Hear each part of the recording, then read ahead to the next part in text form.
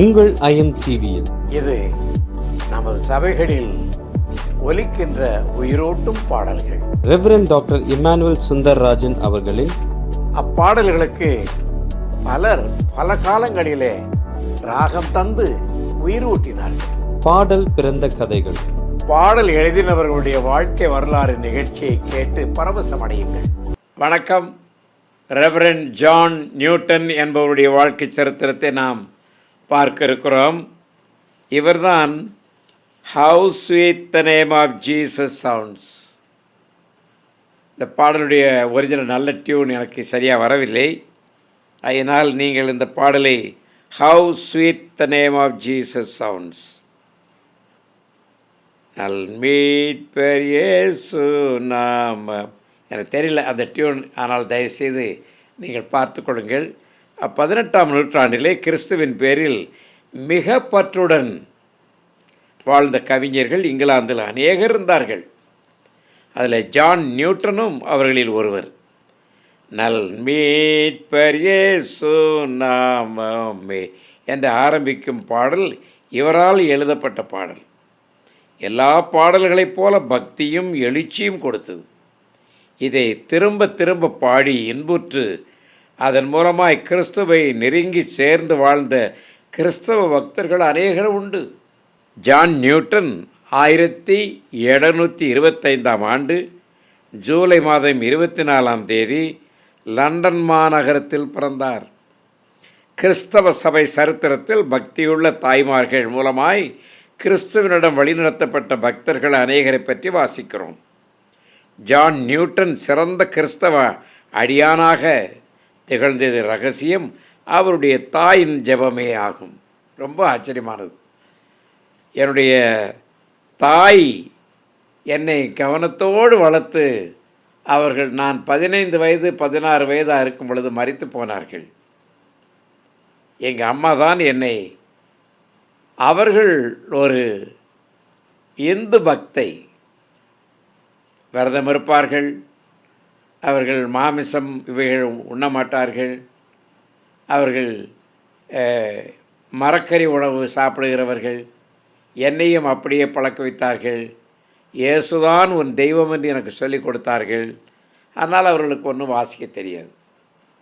ஆனால் நான் எந்த விதமான சடங்காச்சாரமும் செய்யாதபடிக்கு எனக்கு போதித்தார்கள். எங்கள் ஊரில் சின்ன சின்ன கோயில்களிலிருந்து அப்பப்போ பூஜை வச்சு பிரசாதம் கொடுக்கும் பொழுது அதை வாங்கி சாப்பிடக்கூடாது என்று எனக்கு கற்றுக் கொடுத்த என் தாய் தான். அந்த அருமையான அம்மாள் தான் உன்னுடைய தெய்வம் இயேசு என்று எனக்கு சொல்லிக் கொடுத்தார்கள். எங்கள் வீட்டில் எல்லாரும் விதை போடுற அன்னைக்கு நெல் இவையெல்லாம் பானைகளில் போட்டு அதை அவர்கள் பயிர் முளைக்க செய்ய பொழுது என்னுடைய அக்காள், என்னுடைய அண்ணன், என்னுடைய தாய் தகப்பனார் யாவரும் சேர்ந்து என்னை பார்த்து, மகனே ஒன் சாமி இயேசு சாமி, அவற்றை பிரார்த்தனை பண்ணி இந்த விதை போடுப்பா என்று சொல்லியிருக்கிறார்கள். பாருங்கள், எனக்கு அப்போ ஒன்றுமே தெரியாது. நான் ஒரு 4 வயசு 5 வயசு 6 வயசு 7 வயசு 8 வயசு பையனாக இருக்கும் பொழுதெல்லாம் எனக்கு ஒன்றும் தெரியாது. இப்படிப்பட்ட மேன்மையை வளர்த்தது என் தாய். நியூட்டன் 7 வயது நிரம்பியனவாக இருந்தபோது அந்த அம்மாள் இவ்வுலக வாழ்வை நீத்து போனார். என்னுடைய தாயும் அப்படியே நான் என்னுடைய வாழ்க்கையை எழுதும் பொழுது 15 வயதிலே எங்கள் அம்மாவுக்கு இன்ஃப்ளூயன்ஸா என்கிற ஒரு வியாதி வந்து அவர்கள் மரித்து போனார்கள். இன்ஃப்ளூயன்ஸ், அந்த ஃப்ளூ சொல்லுவாங்க, தான் இன்ஃப்ளூயன்ஸாங்கிறது ஃப்ளூ. வேத வாசிப்பில் கருத்துள்ளவராக இருந்தார்கள். ஆனால் எங்கள் வீட்டில் வேத புஸ்தகம் கிடையாது. அதற்காக நான் வருத்தப்படுகிறேன். எங்கள் அம்மா அந்த புஸ்தகம்லாம் வாங்கி கொண்டு வரவில்லை. ஆனால் எங்கள் வீட்டில் இந்த நாலடியார் புஸ்தகங்கள், நல்லதங்கால் புஸ்தகம், பஞ்சபாண்டவர் புஸ்தகம், வனவாசம் புஸ்தகம், அப்புறம் கம்பராமாயண சின்ன புஸ்தகம், நிறைய பக்தர்கள் புஸ்தகங்கள் எங்கள் வீட்டில் இருந்தன. ஆனால் எங்கள் அம்மாவுக்கு இந்த பைபிள் புஸ்தகம் எங்கே இருக்குன்னு தெரியாது. ஜான் நியூட்டனுடைய தந்தை கப்பல் படையில் கேப்டன் பதவியை வகித்து வந்தார். தமது 10ஆம் வயதிலே நியூட்டன் கப்பல் ஒன்றின் கடைநிலை பணியாளராக சேர்ந்தார். 10 வயசில் பிள்ளை. பின்பு நடுநிலை கப்பலோட்டி பதவிக்கு மிட்ஷிப்மேன் உயர்த்தப்பட்டார். ஆனால் அக்கப்பலில் அதிக காலம் அவர் பணியாற்றவில்லை. கீழ்ப்படியாமைக்காக வேலையிலிருந்து நீக்கப்பட்டார். உடனடியாக அவருக்கு வேறொரு கப்பலில் வேலை கிடைத்தது. மேற்கு ஆப்பிரிக்கா அடிமைகளை வியாபாரம் செய்தவர் ஒருவர் தம்முடைய கப்பலில் வேலை பார்க்கும்படி அவர் அழைத்தார். அதற்கு அவர் சம்மதித்து அடிமைகளை விலைக்கு வாங்கி அவர்களை அயல் நாட்டுக்கு கொண்டு போகும் கப்பல் ஒன்றில் சில வருஷம் பணியாற்றினார். அக்காலத்தில் அவருடைய வாழ்க்கை தீய வழிகளில் சென்று கெட்டு போயிற்று. அப்பொழுது அவருடைய வயது 23 வயசாயிருந்தது. ஓர் இரவு அவர் வேலை செய்து வந்த கப்பல் புயல் காற்றில் அகப்பட்டு முழுகி போகும் நிலையில் இருந்தது. உயிர் பிழைப்போம் என்ற நம்பிக்கை கப்பல் உள்ளவர்களுக்கு அற்றுப்போயிற்று. அப்பொழுது ஜான் நியூட்டன் முழங்காலில் நின்று, ஆண்டவரே எங்களுக்கு இறங்கும் என்று ஜெபித்தார். சேதமின்றி கப்பல் கரை சேர்ந்தது. அதற்கு பின் நியூட்டன் கடவுளின் வல்லமையும் அன்பையும் குறித்து சிந்திக்கலானார்.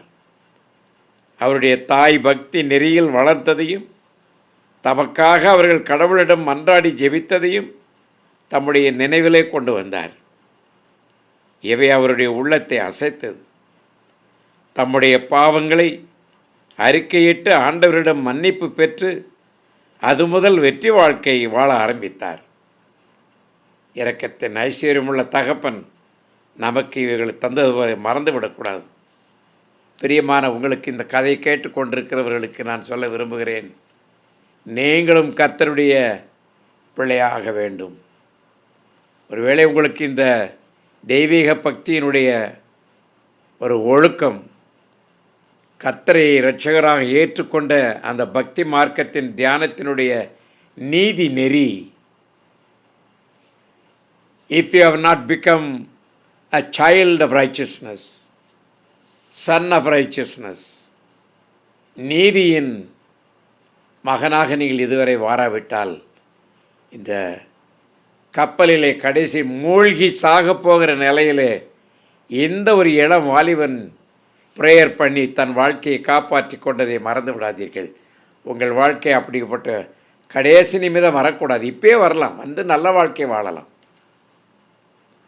1750ஆம் ஆண்டு கப்பலில் செய்து வந்த பணியை விட்டு விலகி மேரி கட்லெட் என்ற பெண்மணியை மணம் செய்து கொண்டார். லிவர்பூல் நகரத்தில் இல்லற வாழ்க்கையை நடத்த ஆரம்பித்தார். இங்கிலாண்டில் லிவர்பூல் என்கிற இடம் இருக்கிறது. John Wesley, George Whitefield, William Cowper என்பவருடைய நட்பு இவருக்கு கிடைத்தது. பாருங்கள், யார் போட சேர்ந்திருக்கிறது? ஜான் வெஸ்லியுடைய நட்பு கிடைத்திருக்கிறது. George Whitefield, William Cooper. George Whitefield தான் ஜான் வெஸ்லியினுடைய மிஷனரியாக அமெரிக்காவுக்கு அனுப்பப்பட்டார். லிவர்பூலில் இருந்த பொழுது கிரேக், லத்தீன், எபிரேய மொழிகளை கற்றார். வேத சாஸ்திரம் படித்து 1764ஆம் ஆண்டு குரு பட்டம் பெற்றார். அவர் குருவானவராக மாறினார். தமது 39வது வயதில் அவர் பெக்கன்ஹாம்ஷயரில் ஓல்னி இன் சபை குருவாக நியமிக்கப்பட்டார். பெக்கன்ஹாம்ஷயர் என்கிற இடத்துல ஓல்னி என்ற சபைக்கு அவர் நியமனம் பெற்றார். அங்கு 16 வருடங்கள் சபையோரின் அன்பையும் நன்மதிப்பையும் பெற்றார். ஒவ்வொரு செவ்வாய்க்கிழமையும் சபையில் மக்களுக்கென்று விசேஷித்த கூட்டங்கள் நடத்தி வந்தார்.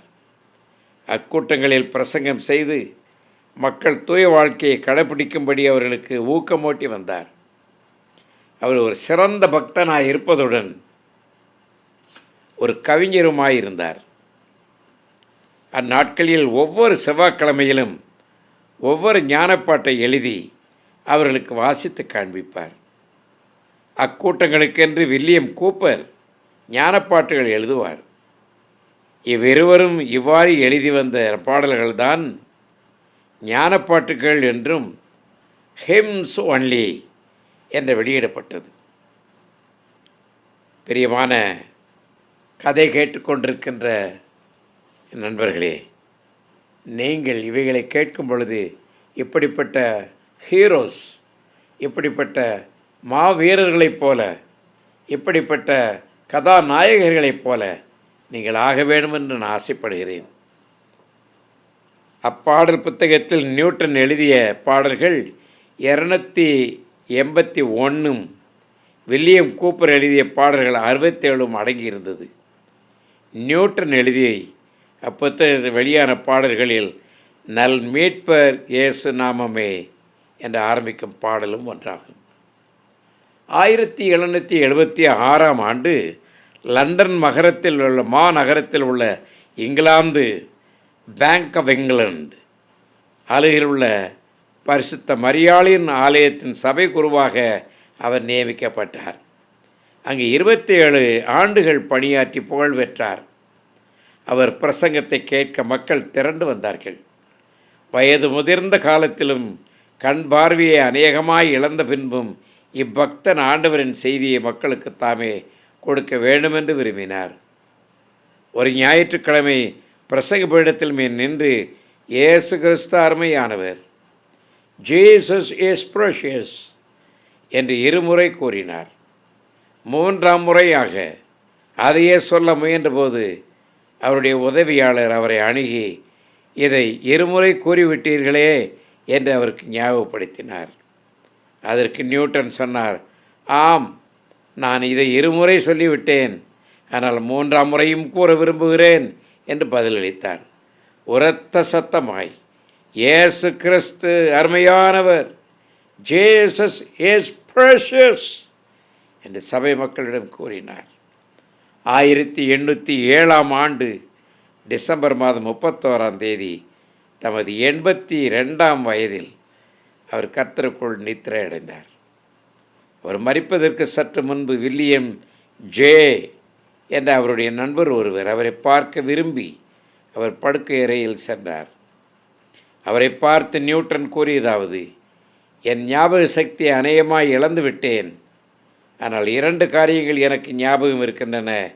ஒன்று, நான் பாவி.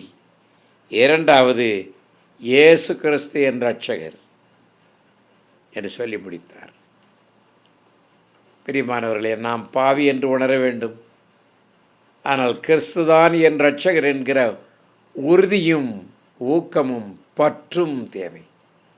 கர்த்தர் உங்களை ஆசீர்வதிப்பாராக. ஆமென்.